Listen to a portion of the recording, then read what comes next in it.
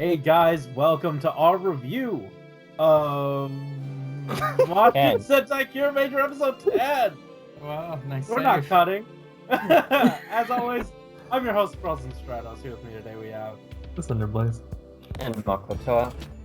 Dudes, welcome back. And we've once again got our special guest, Willy J. Call you Willy J. Bro. How are you, my friend? Good. Alright, cool. Looking very approachable, as always. Always. Yeah. Alright. Yeah, guys, we watched this episode yesterday so that you guys could comment on it.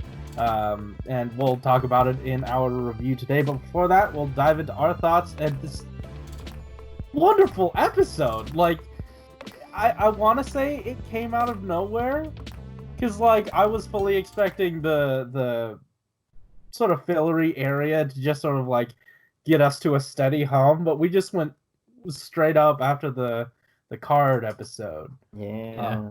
And I it feel was like just... they Go ahead. I feel like they just like full committed onto the episode itself instead of like kind of dealing with the rest of the cast. Like they dispatched with them like super fast. Like we just weren't dealing with red, green, and yellow that entire episode. We just focus on blue, a little bit of pink, and a whole lot of that new side character, but character of the week, and that was just they just let her go full balls to the wall. Like it was really entertaining. Yeah, and I'm glad the show's not afraid to sideline not just like more than half the cast, but the Red Ranger. Like if they don't need him to be there, he won't be there. And this is, I feel like, the first episode where at some point he didn't come in to like give a pep talk or anything. You're right. And it worked well. It flowed, and Blue, even at the start of the episode, learned something from Red without having to speak to him about it. And then grew as a character even after that. It was such a good time. And then even Blue and Pink, they just take a step further. Yeah. Like that slash was pretty neat, not gonna lie. Yeah. Yeah. Absolutely. This was just well succinct. Like even just going back to his like slash from the beginning and then how that ended up being the thing that changed things at the end. I liked it. It was good. Yeah, like everything built on each other, and everything, obviously felt necessary to sort of get us from point A to point B. Specifically with Blue's attack, he learned from Red how to like imagine something and use that to his advantage. And then we saw his food get eaten, and then took inspiration from that, and then we used it for the end of the battle. It was wonderful. For real. Yeah, the fact they cycled back on that of all things, like I knew they were gonna use it for like something. Like you don't just eat half of someone's food. For real. Being paid off. That man truly is like the main villain of the show now. You cannot convince me that Kyle mentality dude is it's him. Yeah, I thought it was like really fitting too because that dude has like a giant ass mouth, so he's probably just taking a bite. That guy has a big ass mouth. So if anyone was gonna do it, it'd be him and make the most sense. It was so weird how he came up behind Blue at the beginning. He's like, "You've got good taste, man. You've got good taste." You know, like. I would not have had it. Straight up quit the team. What a scummy thing to do. Like, it's like someone eating your lunch at work, but then right before you go in to eat your lunch, they're like, "Hey man, how's it going?" Like, rub it in a little bit more. What a scumbag. Right. Like a little nibble. I mean, it's still bad, but it'll be a bit more Well, I mean, based on the size of his mouth, that was probably a nibble. So, Yeah, but then after that, the way he hides it was so. Right. Yeah. I mean, let me put the wrapper around the middle. There we go. That'll hide it. Like, why not just take the two halves and just smush it together, and then he opens it, it's like, oh, that's a lot smaller than I thought it would be. Because it's Japan and I don't know how they eat hot dogs over there, like I fully believe that might have been how they prepare them. They have the wrapper over the middle. Maybe that's how you hold it so you don't get anything on you. Like I was convinced, so I didn't see it coming when he revealed that half of it was missing.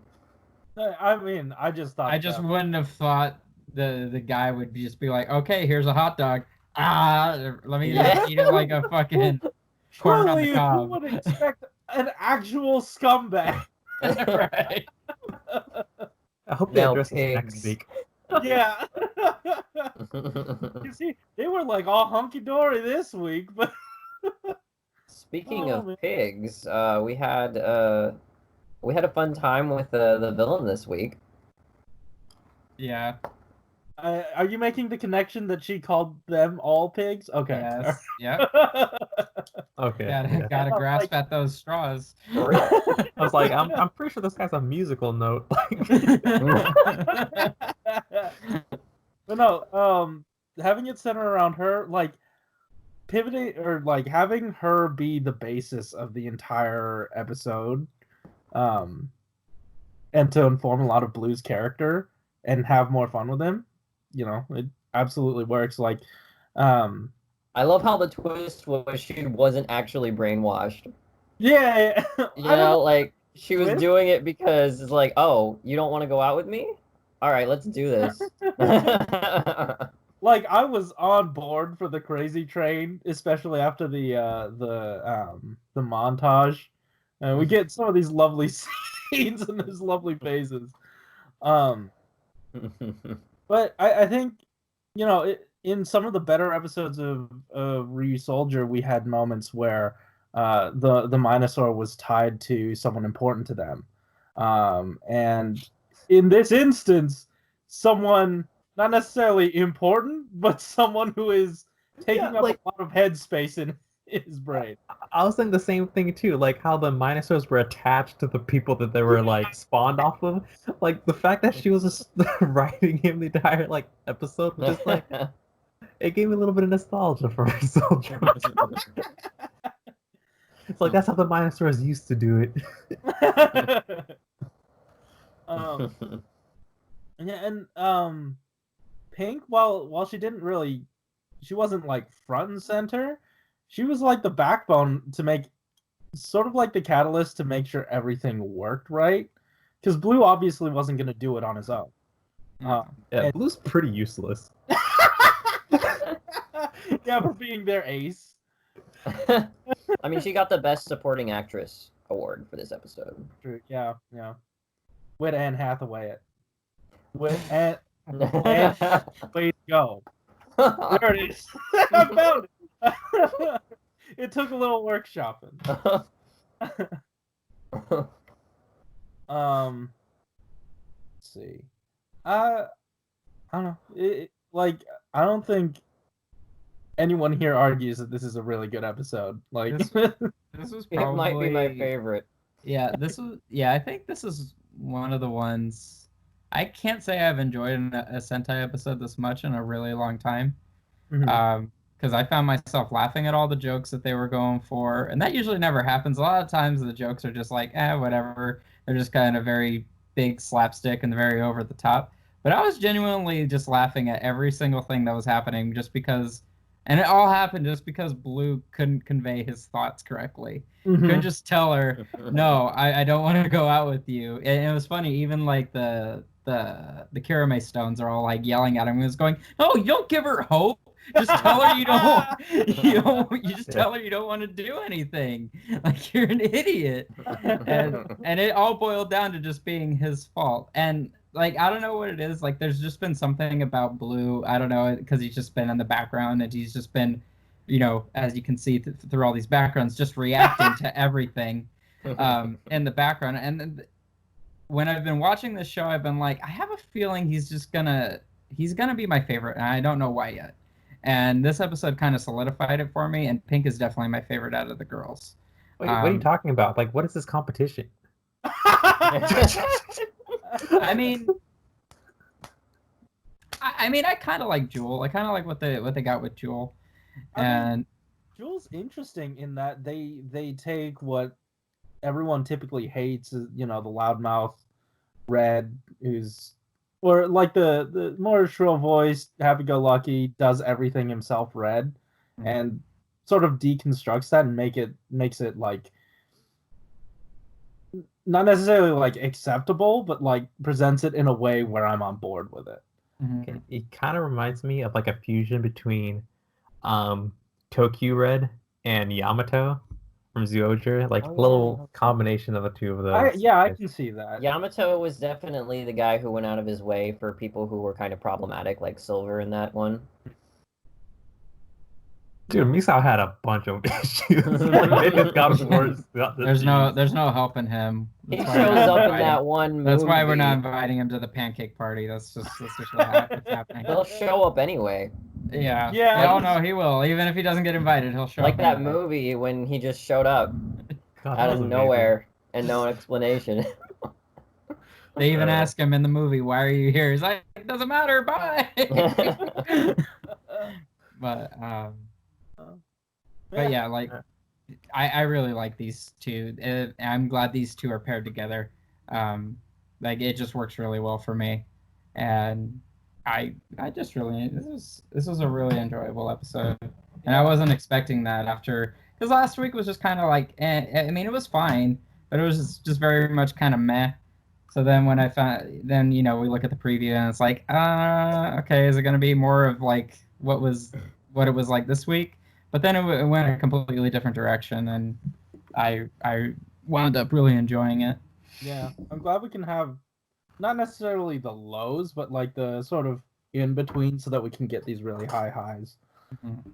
Yeah. Did you guys have anything else you wanted to say before we delve into the comments, though? Yes, I would like to thank the staff for taking that shot.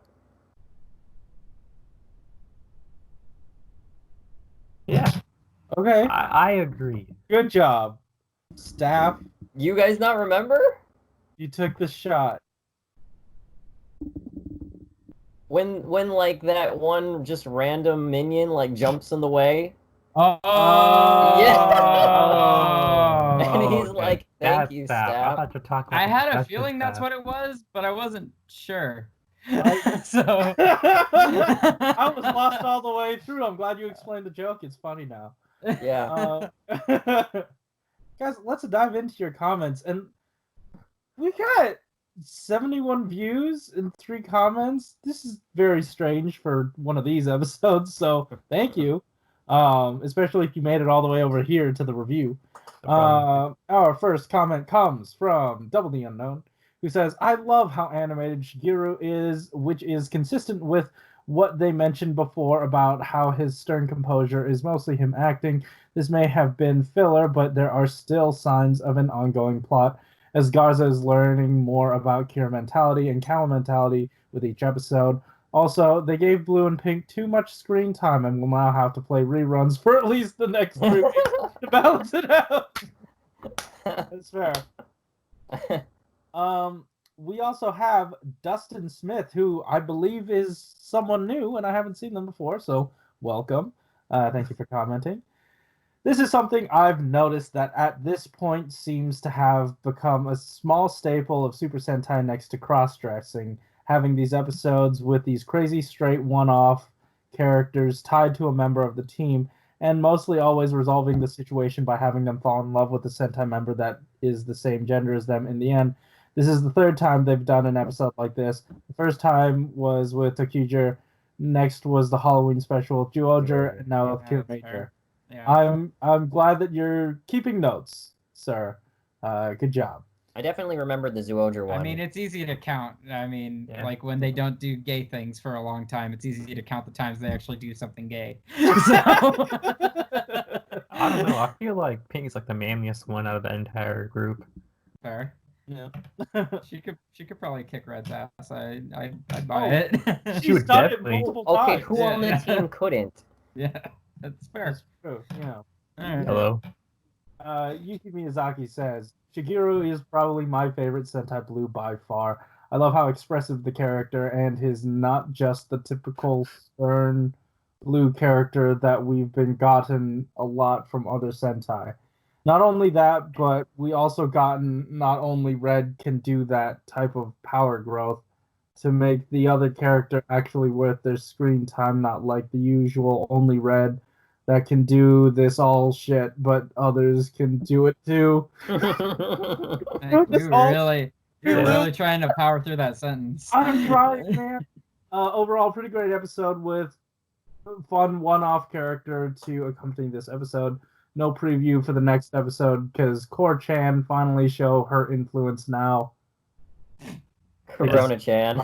I've never heard anyone refer to You it. never heard that, dude?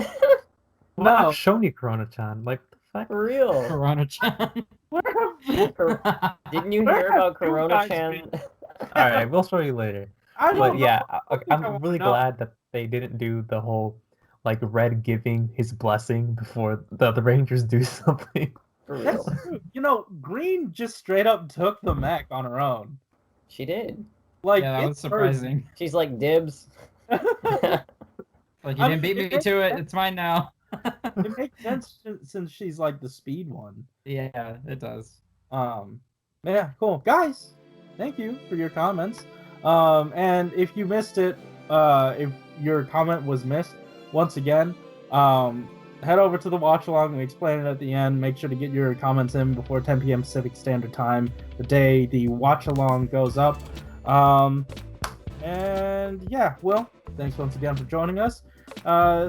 Alex, continue to lick that spoon. Guys, thanks for watching. Keep it juicy. Yeah. Bye. Later. You caught me. I did. What are you eating? Oh, I ate a red velvet cake. Oh, I hate Ooh. that. I gotta go find out if that one vegan restaurant is still open, so I can get myself like a vegan cake of some kind. They're red velvet.